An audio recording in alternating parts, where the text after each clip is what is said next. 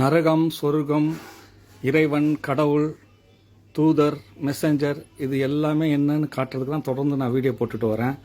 ஆனால் கடவுளை காட்ட முடியாது, உணர்த்த தான் முடியும். சயின்ஸை காட்டலாம். அதனால தான் சில சயின்ஸு இது வரைக்கும் யாரும் சொல்லாத விஷயங்களை சொல்கிறேன். காரணம், ஒரு சாதாரண மனிதனால் எப்படி சொல்ல முடியும் அதையும் தெளிவுபடுத்திடுறேன். அதுக்கு முன்னாடி இதை பவுஸ் எடுத்து நல்லா படிச்சுங்க. அதாவது என்னென்னா, இப்போ தமிழ்நாட்டில் போயிட்டு இருக்கிற பிரச்சனைகள் தான். திராவிடன், திருடன், தமிழன் ஒரு பிரச்சனை போயிட்டுருக்கு. அதுக்கும் நான் ஆன்சர் கொடுத்துருக்கேன். அதுக்கு முன்னாடி இந்த ஒரு சின்ன தத்துவம் இதிலிருந்து புரிஞ்சுங்க. ஒரு ஆன்மீகத்தை எப்படி புரிஞ்சுங்க. துள்ளும் எலியை காட்டலாம், கில்லும் வலியை காட்ட முடியுமா? அதாவது வலியை காட்ட சொன்னால் எப்படி காட்ட முடியும்? கிள்ளி காட்டணும், அடித்து காட்டணும். ஆனால் ஒவ்வொரு வலியும் ஒவ்வொரு உணர்வை கொடுக்கும். நெற்பால் சுட்டா ஒரு மாதிரி வலிக்கும் இப்படின்னு அதுலேயே பல சுவைகள் இருக்குது. இதை புரிஞ்சுங்க. அப்புறம் இது என்னன்னா, இதெல்லாம் உணர்வை அறிந்து அறிவோம் தான் ஆன்மீகம். சரிங்களா? உணர்வை அறிந்து அறிவை அறிவோம். உடலை திருடியதால் திருடன்.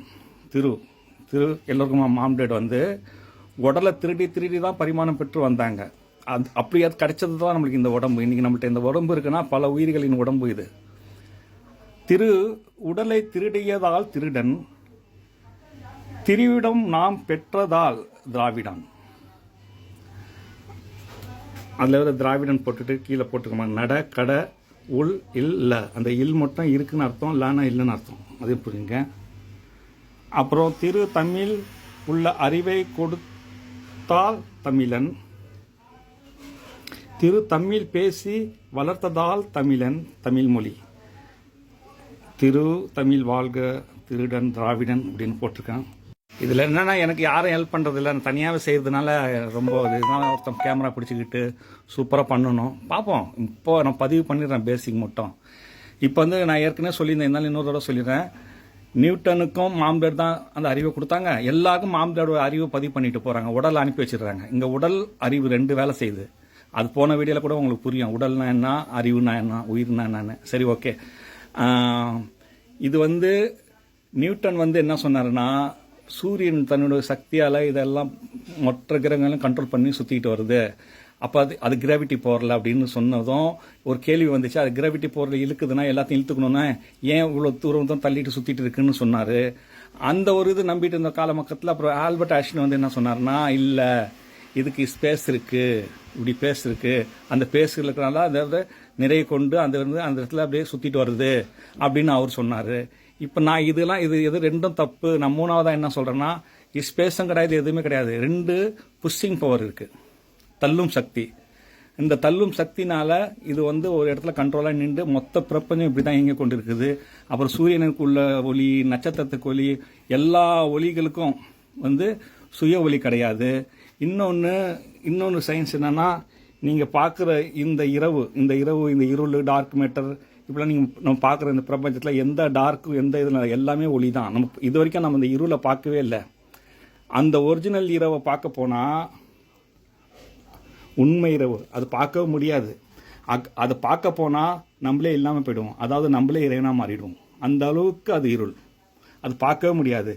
இப்போ பார்க்குறதெல்லாம் இந்த ஒளியின் உலகம் மட்டும் தான் பார்க்குறீங்க. இப்போ பார்க்குறது இருளே நீங்கள் பார்க்கல.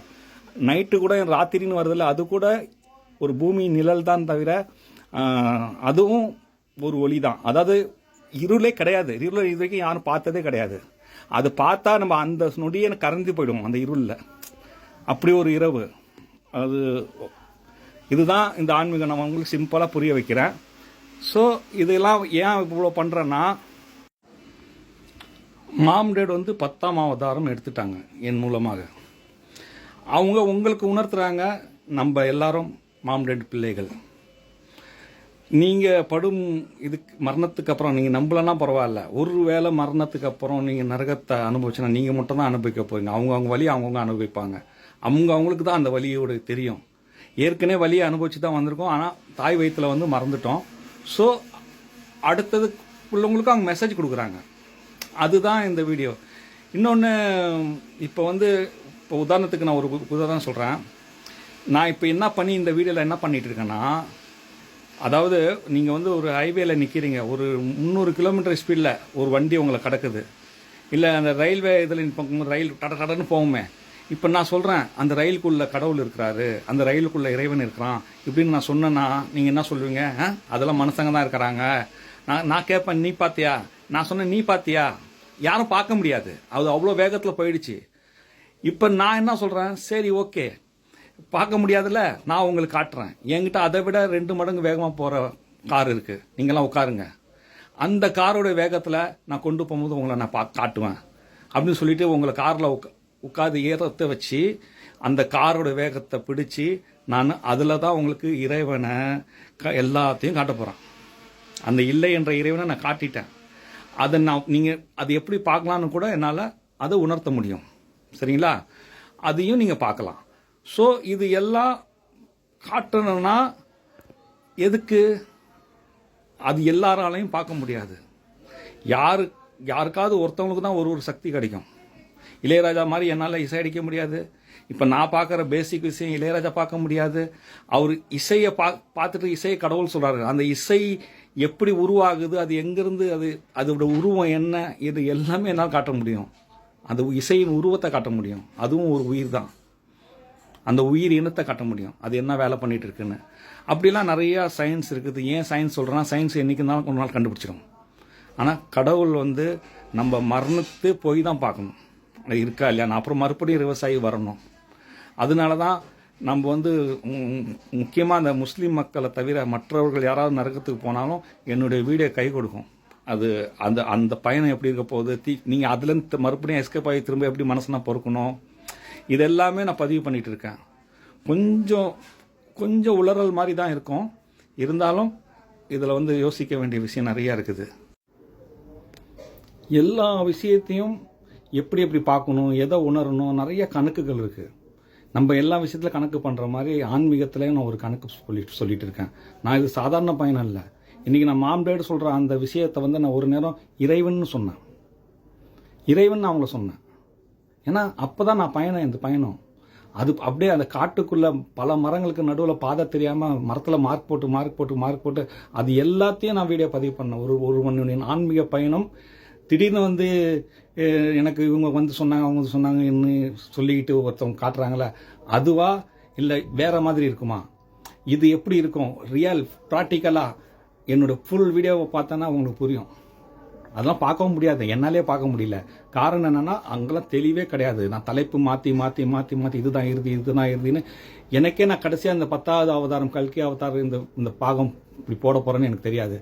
நேற்று வரைக்கும் தெரியாது நான் இன்னைக்கு என்ன சப்ஜெக்ட் பேச போறேன்னு. இது பாகம் 15. நான் 10ல் அவதாரத்துலேருந்து எடுத்து ஒன்னொன்னா 11, 12 போட்டு வரேன். இது இந்த 15ல் என்ன அர்த்தம் வருதுன்னா, நான் இந்த விரல் 5, இந்த விரலும் 5, காலில் இருக்கிற விரலும் 5. அவங்க நினச்சிருந்தா மாற்றியும் விட்டுருக்கோம். அந்த உடலால் பேசுவாங்க, மனுஷங்க பேரால் பேசுவாங்க, இடத்தால பேசுவாங்க. அவங்க நம்ம எழுது பேசுகிற மாதிரி அவங்களும் இயற்கையை வச்சு பேசுவாங்க. நம்மளை வச்சு செஸ் விளாடுவாங்க. அது அவங்களுடைய திறமை. நம்மளை யூஸ் பண்ணுவாங்க. அது எல்லாரையும் பண்ண மாட்டாங்க. யார்கிட்ட வச்சு வேலை வாங்கணுமோ அவங்கள வேலை வாங்குவாங்க. ஸோ இப்போ இந்த இதுலேருந்து என்ன அர்த்தம் வருதுன்னா, நான் வெற்றி பெற்றவன். அதாவது நான் தந்தை வயிற்றுல இருந்து தாய் வயிற்றுக்கு போய் வெற்றி பெற்று இந்த உலகத்துக்கு வந்திருக்கேன். நரகத்தன் தப்பிச்சு வந்திருக்கேன். மறுபடியும் சொர்க்கத்துக்கு போகுதுக்கா. நான் வெற்றி பெற்றவன். நான் வெற்றி பெற்றவன் என்னை நான் சொல்லும் பொழுது இங்கே 4 விரல் என்னை இங்கே காட்டுது. இந்த 4 விரலில் தான் அந்த 4 பேர் இருக்காங்க. மாம்டேட், அதாவது ஆண் பெண், பெண்ணுக்குள் ஆண், ஆணுக்குள் பெண். அதாவது உயிரும் அறிவாய் இல்லை என்ற இறைவனிடத்தில் மன்னிப்பு கேட்பதற்காக. நான் அறிவால அந்த இல்லை என்ற இறைவனிடத்தில் மன்னிப்பு கேட்டாலும் அந்த உயிர் விடாது. இதுதான் அந்த கேம். அது இன்னும் அந்த கேம் நான் போன வீடியோவில் அதை பற்றி நான் சொல்லியிருந்தேன். இன்னும் அது விரிவாக சொன்னால் அதுக்கு ரொம்ப பெரிய வீடியோ போடணும். ஸோ இந்த ஒரு இதுக்குள்ள தான் நம்ம நின்றுக்கிட்டு இந்த வீடியோ பண்ணுறேன். அப்போ அந்த அர்த்தத்தை அவங்க கொண்டு வராங்க பாருங்க. நீங்கள் கேட்கலாம், 5 விரல் இருந்தால் தான் எல்லாம் பண்ண முடியும், இல்லைன்னு பண்ண முடியாது. இல்லை, அவங்க கொண்டு வர அதே டெக்னாலஜியில் எத்தனை இயந்திரங்களை கொண்டு வந்திருக்காங்க. அதுக்கு நம்மள மாதிரி 5 விரல் வைக்கல. ரோபோ நம்மளோட ஸ்பீடாக செய்யுது. பணம் என்ற மிஷினை பாருங்க, படப்படன்னு என்னது. அதுக்கு நான் 5 விரல் வச்சுட்டா என்னது? அவங்க இங்கே இந்த இது மொத்த பிரபஞ்சமே உயிரும் அறிவும் நிறைந்தது தான். அந்த 4 பேரை தான் இறைவன் இறைத்தான். இப்போ கலவையாக இருக்குது. இந்த பிரபஞ்சம் எல்லாம் உயிரும் அறிவும் நிறைந்தது தான். அறிவுக்குள்ள வேலை அறிவு செய்து, உயிருக்குள்ள உயிர் செய்து, அது ரெண்டும் கலந்து ஒரு